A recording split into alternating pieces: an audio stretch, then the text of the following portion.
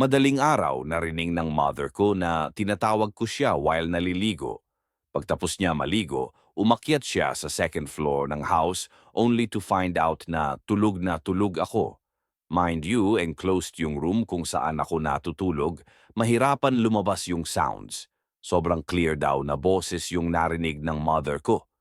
Madaling araw, same time but different year. Nakikitira pa ang mga tita't pinsan ko sa house namin.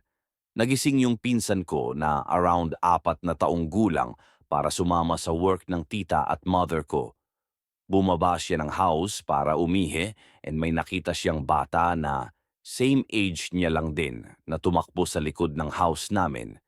Sinundan niya yung bata only to find out na wala naman talagang bata plus dead end yung likod ng bahay namin sa bahay naman ng pinsan ko.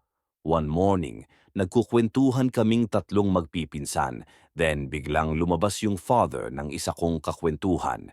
Tinanong kung paano raw siya, pinsan ko.